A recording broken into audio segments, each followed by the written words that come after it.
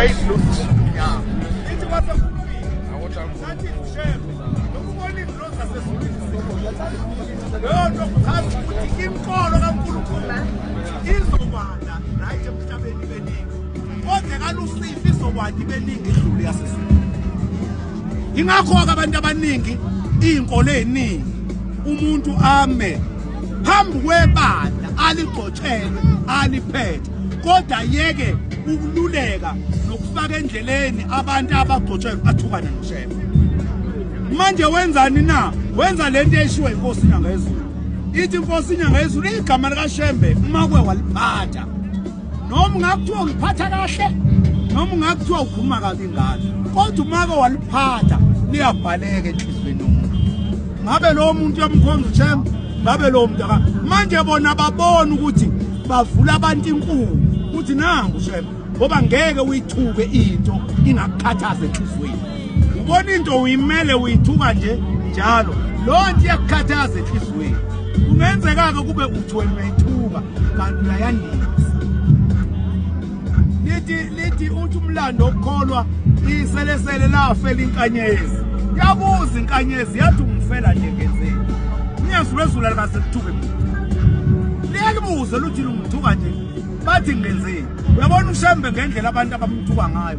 Kodwa la kulelizwe esikhulu akekho umuntu onebandla elingangekashembe. Laba bantu yini le abayibona kuShembe ongayiboni wena umthukana.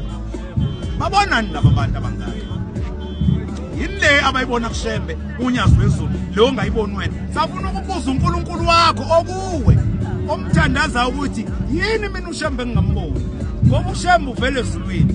Into uzobuza komunye uthi ngikuthatha ukuthi uShembe uvele ezulwini. uShembe nje obekhona la emhlabeni inkosi unyazi wezulu. Laba bantu abaningi abakhonza uShembe abaningi inkosi unyazi bebengayazi. Bayibona ebusuku belele beyikhonjiswa okhokho baba. Omunye athe sesibhedlela ufika insuku zakhe zokuhamba emhlabeni uhamba umphefumulo athe hamba kalambathwayo emathafeni ngale ahlangane noShembe unyazi wezulu. Abesebuza omunye avuka abuza emeloni Nazareth avuka abuza lo Shembe kuthiwa unyazi lwezulu utholakala utholakala emhleni.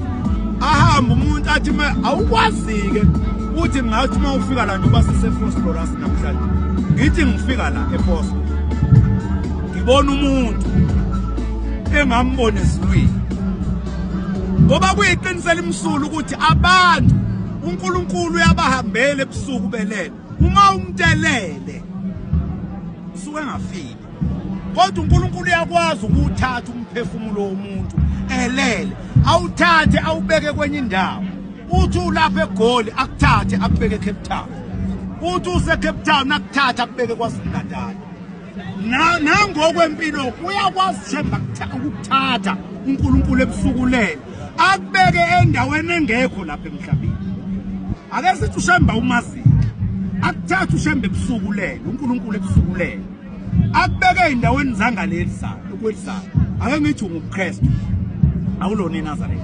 Akuthatha uNkulunkulu lo mkhonzayo wena akubeke ngale kwelizayo bese uficana noShembe. Uma uvuka lapho uzokhuluma lukhulini. Uma uvuka nje lapho kulobo mthombo iluphi ulimo ozokhuluma ngomuntu okuqala ozoyifunda uzobuza ukuthi uShembe bani. Bese bekutshela bethi uShembe unyazi wezulu utholakala kuphi. Utholakala kwaZulu-Natal eNanda ebuhleni. Awukwazi ukuthi ungathi mawugibela usuka la uya khona ufika ubona umuntu ombone ngale kwelizayo ebese ungamlandeli lo muntu.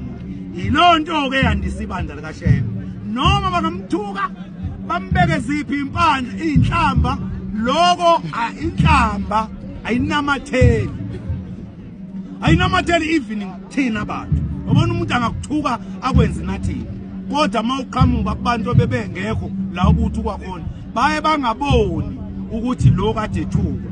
Ukuphela makade uthuka umuntu noma umhleba eseqhamuka umuntu oyayafe enhlizweni akuyena lo muntu okade umhleba kufa wena okade umhleba usuthi hey nangu lo muntu kade ngikhuluma kabi kanje ingakho uNkulunkulu ebhala ukuthi ungahlebi. Sengikhulume kaningi babukeli bendaba enkulu emakhaya asondele uNkulunkulu isikhathi sisavuka ube nestembu ngoba la emhlabeni sekuyingozi ukuphila ungenaso istembu ngoba usathane la emhlabeni ufike ngeinkani kuyabulawana kuyarepwana corruption idlala ubi ngakho ke kufuneka manje umuntu onestembu istembu ke asibekwa izinto eziningi umuntu sibekwa ilezi zinto ezisihlane ngizoyibala ngabe uyakholwa ngabe kawukholwa kodwa lezi zinto ezisihlanu engizoyibala izona ezenza umuntu abe nestembu futhi lezi zinto ziyakwazi umuntu kumfaka ezulwini ngisho bengasonti esasemhlabeni ngoba ukusonda noma ukukholwa yinto leyo uNkulunkulu ayabela abantu bakhe abathandwe uye ukukholwa kusikona ukaNombala dobona amasontweni engathi imsindo nje alikho isonto elingenawo umsindo ingoma emasontweni sekwanda nabantu abangakholwa baze bagcotshwe kokucaya kuyingozi ke mawagcotshwa umuntu mhlawumbe ngoba umshumali njengoba ngumshumali engakholwa engenazo lezi zinto ezisihlanu engizoyibala ngoba lezi zinto ezisihlanu izona eziqoqa umoya kaShembe ziwusondeze umuntu mangabe ungumKristu ziqoqa umoya kaJesu ziwufake ngaphakathi kuwe ziwenza umoya kaJesu uphile kuwe ungakwazi ukuthuka umuntu engakwenza ngalutho ngoba ukwazi ukusukela umuntu nje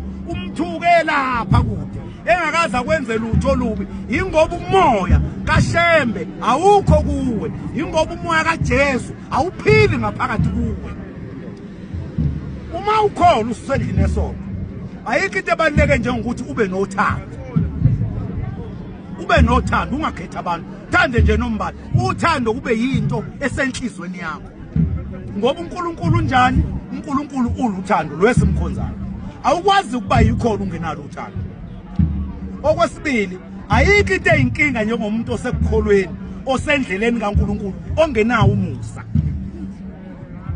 ngoba uNkulunkulu uumusa ayikho into ebaluleke njengomusa kumuntu nje okhona ophilayo emhlabeni ngabe uyakholwa ngabe kawukholwa ayikho into ebaluleke njengokuthi ube nomusa nje ungeneke nje umzalwane ungeneke nje kuthiwa umfoko sibanibani inkolo yamzuza yini na unomusa okwesithathu ayikho into embi njengomuntu okholwayo onenzondo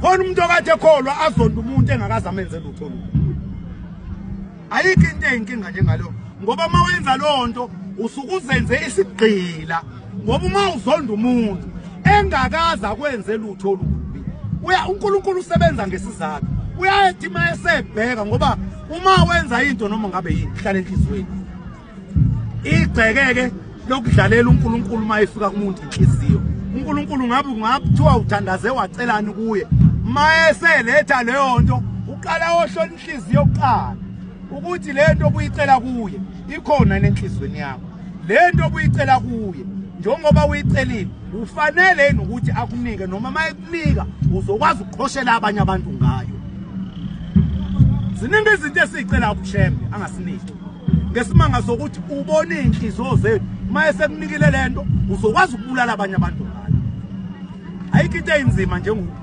njengekholwa enenzondo 4 ayikho into eyinkinga njengomuntu onegugu wamona ngo2010 u2025 namanje akakakuthetheleki kodwa ukwazi ukungena endlini yesonto athandaze ngoba esontweni akekho umuntu othi mayekholwa abe nesonto lakhe yedwa esontweni la kuhlangana khona abantu awukuhlangane nalomuntu ke owakona ngo2010 usuzothandaza kanjani uzokholwa kanjani iqubu okwesihlanu okungokugcina kunzima ke lo kodwa nako kuyamphoqa umuntu okholwayo ukuthi abe nako akwenze ukuthethelela umuntu umthethelele kosuthini sifundisa ukuthi umuntu ubomthethelela engayicelanga intethelo umuntu athe konile nje uthi hayi noma ungayanga kuya mawuza inhliziyo ayivumeli noma ungaya kuye uthi sibanibani ngiyacela mfowethu ukuthi lento wayenza kumina embi ngicela ukukuthethelela lokho ukwenza ukuthi uhlale usmart kuze kubuza abantu awusibanibani ngoba abantu bamkhuluma kabi yini boss banibani ahlale ngaso sonke isikhathi esimati yini uzikhokhela wena ngaphambi ukhokhelwe umphathi wakho kuphethe esontweni abantu abafunda ukuyikhokhela bona ngoba ithi inkosi nami ungakwenza konke unganqoba zonke izinto emhlabeni kodwa mawusahlulwa ukunqoba inhliziyo yakho ukwenza amen mawusahlulwa nje ukunqoba inhliziyo yakho awukwenzi lutho usabhekene nenkinga enkulu safuna wena ukulwe ulwimpi uwedwe endlini